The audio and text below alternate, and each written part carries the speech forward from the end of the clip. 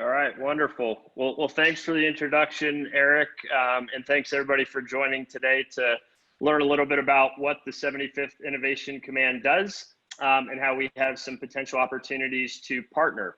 My name is Major Ryan Hoover. I am a Army Reserve officer. I served 8 years on active duty in a variety of different assignments. I left the military, left active duty rather 5 years ago, and have worked in the private sector, working corporate security at Twitter.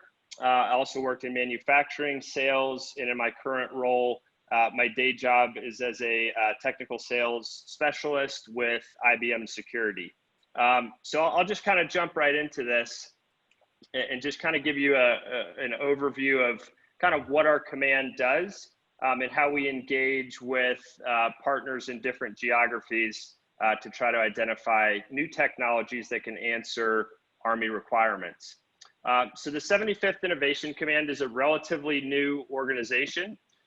We stood up about 18 months ago, kind of in parallel with what's called the Army Futures Command.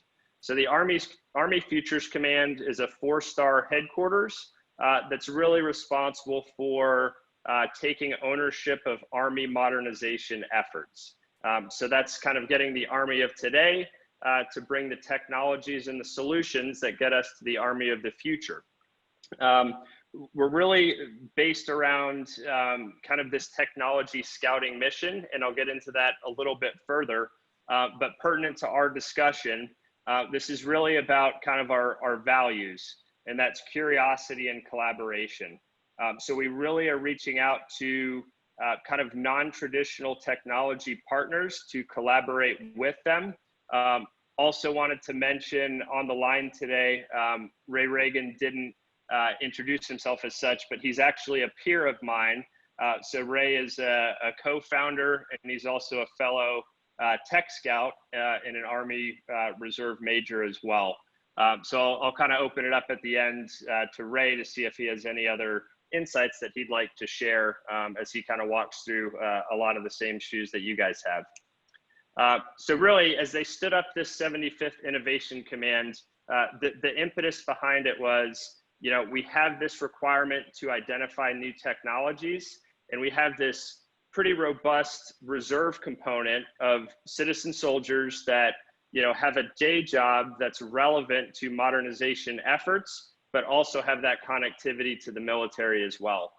So it's really just, I'm in awe every day at seeing, you know, the backgrounds of some of my peers in the Innovation Command.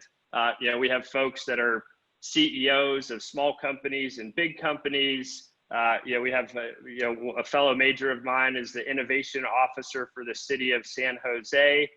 We really span from coast to coast, touching everything from academia, research, technology, sales, you name it. There's probably somewhere or someone within our command that has that expertise. So I think that gives us a really good ability to help the Army's modernization efforts, because we have kind of this you know, dual capability in our civilian roles as well as our military roles. So the way the 75th Innovation Command is kind of outlined, we have a series of these regional geographic tech scouting teams. So Ray, myself, and then we're actually welcoming a new team member here shortly, form the Phoenix team. So the Phoenix Tech Scouting team is responsible for the state of Arizona and engaging both industry and academia as well. And obviously our relationship that continues to grow and strengthen with UACI is really giving us touch points in both academia and industry. So it's a really cool relationship, and I'll talk a little bit more in depth about this as we move forward.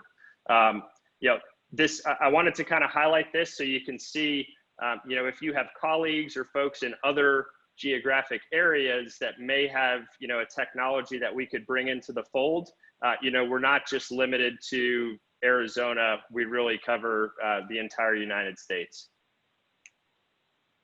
And so what are we actually scouting for, right? So we've broken down our technology portfolios, as you can see on the screen here. They're in many ways purposefully broad because we don't want to be too narrow in our tech scouting engagements to potentially, give somebody the impression that, hey, this technology is not actually, of potential use to, the Army or the Defense Department writ large. So I'll give you just a couple seconds to, take a look at this. And also I'll add, I'm going to push to Eric and Anita kind of a white paper that has our portfolios and then some of these topics and organizations that I discuss as we move through, so you have that as a resource. But we've hired folks that kind of fit into one of these portfolio bins. My background is more on the cyber intelligence analysis and IT side. But if I engage with a company that, I think has some potential in one of these other portfolio areas, it's our role as tech scouts to take that information and get into the hands of the subject matter experts to further evaluate. So really here's kind of our tech scouting focus, right? So we're looking to engage with startup companies that offer a non-traditional source of technology. And what I mean by that is, we're not out there to go talk to, drive down to the airport and talk to Raytheon. They're already very much a part of the defense industrial base. Our role is really to find those previously undiscovered technologies that maybe aren't at that same level of modernization, and maybe they haven't been commercialized, but it's a really strong concept that we can potentially bring into the fold. I put this on here. We want to talk to startups that aren't actively in the Army pipeline. If you've done work with other federal agencies, other branches of the military, we absolutely want to talk to you. But our kind of strategy is not to talk to folks who are already engaged with the Army, because that would just be, somewhat redundant. I put this, provide solutions that fill Army technology capability gaps. We take that upon ourselves. So if you think you have something or just want some advisement from, myself or Ray or somebody else within our organization and say, hey, I've developed this technology, I think there's some applicability. Could you give us a sense based on your knowledge of Army capability gaps? We're absolutely open to have that conversation and kind of give you our 2 cents on, whether it seems like there's viability, and if so, how we can kind of craft the use case and the messaging as you bring that to the Army. The last point on here, we certainly appreciate and respect that it's not everybody's strategic goal to do business with the Defense Department and the Army. Fully respect that. No pressure at all. So this is just an open invitation to further engage with the Army if that's something that you think fits within your strategic roadmap and the capabilities that you're developing. So to speak a little bit about our partnerships in Arizona, this is still in a lot of ways we are a startup organization within the Army. This is a brand new concept. We're still refining our processes and our engagement strategy. But one of the things that we've found to be particularly valuable as we've started this out is our partnerships with the university systems. So myself, I cover kind of the University of Arizona portfolio. So we have varying degrees of engagement with the Center for Innovation, the Technology Transition Office, Tech Launch Arizona, and then we've had some initial conversations with Forge as well. Ray, he covers Arizona State University, so kind of some of those similar organizations up in the Phoenix area that have that connectivity to the startup ecosystem. We're finding a lot of results by engaging with academia first to get us in touch with these companies that previously we would have never discovered or known of. And then lastly, we're also staying tied into our local Arizona military organizations down at Fort Huachuca. They do quite a bit of capability gap identification as well as testing. So we're going to start to build relationships with Fort Huachuca as well as we move forward. Wanted to highlight just a few of the engagements that we've had on the Phoenix City team this year to just give you a flavor and a sense for kind of how we've engaged and what's come of that. So this first example, this was a company that we were made aware of through our relationship with Tech Launch Arizona. This company has commercialized their technology. They've deployed their solution to a variety of commercial customers, but they thought that there was a play for the Defense Department and the Army as well. So we've had multiple engagements with this company, have the conversation, talk about their technology.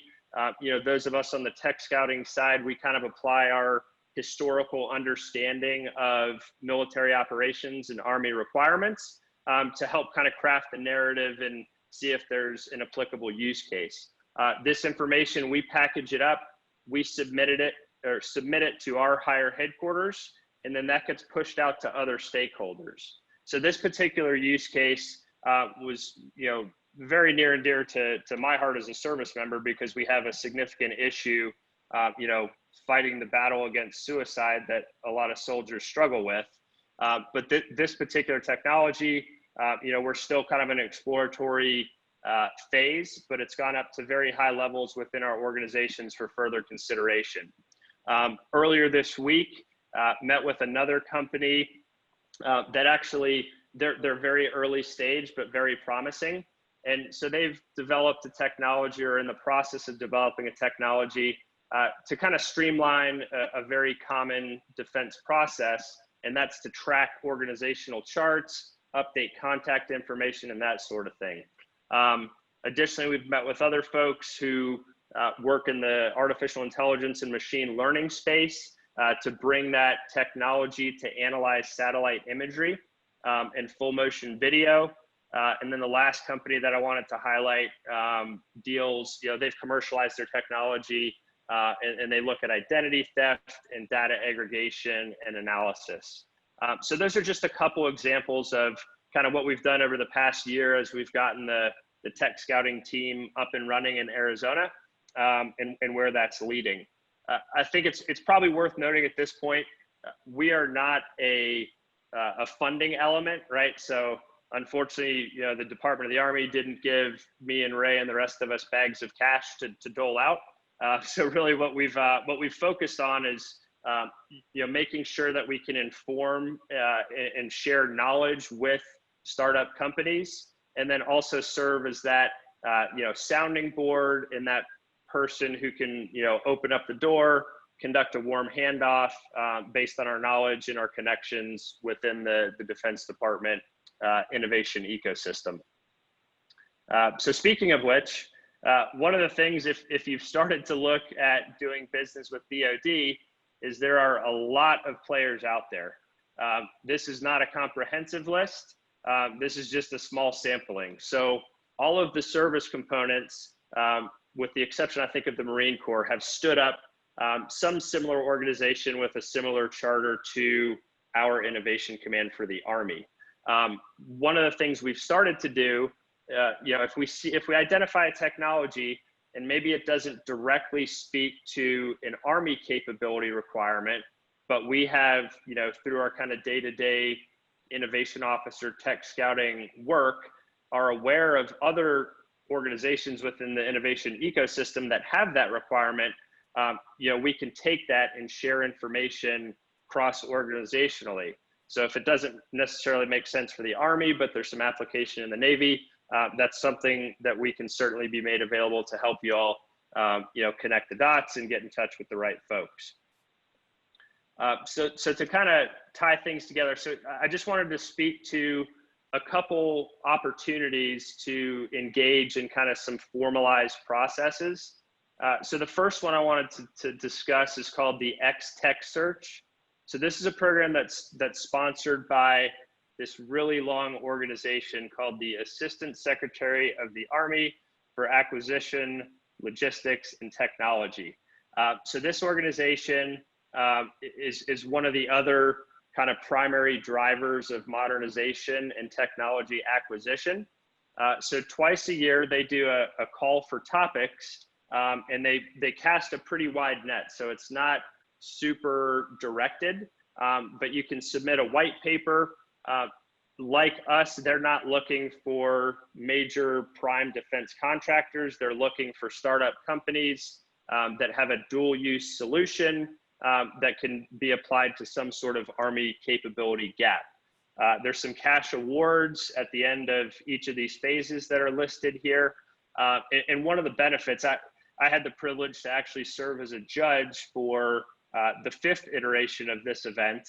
And it was really interesting because, we had the opportunity, even for the folks that didn't win, they were still getting direct feedback from, a panel of 50 or more, subject matter experts. So there were scientists that worked for the Army, engineers, acquisition folks. I kind of represented as a warfighter, so somebody who had kind of the operational background.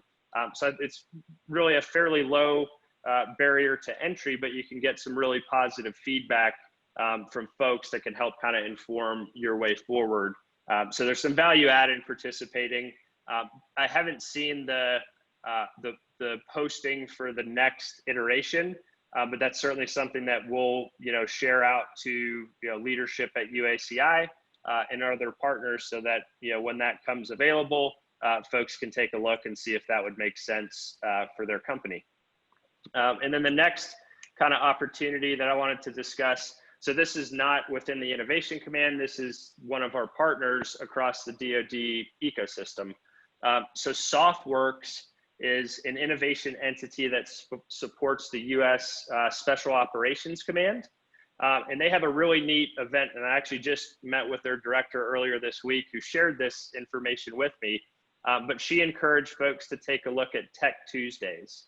So Tech Tuesdays are an opportunity where, and it happens on almost a weekly basis, but a company can say, hey, I've got this novel transformational idea that I think could support the U.S. Special Operations Command, and I'd like to present. So they do like a 15-minute presentation and a 15-minute Q&A. So another good opportunity to kind of gain some visibility for your solution in front of some folks in a really neat organization.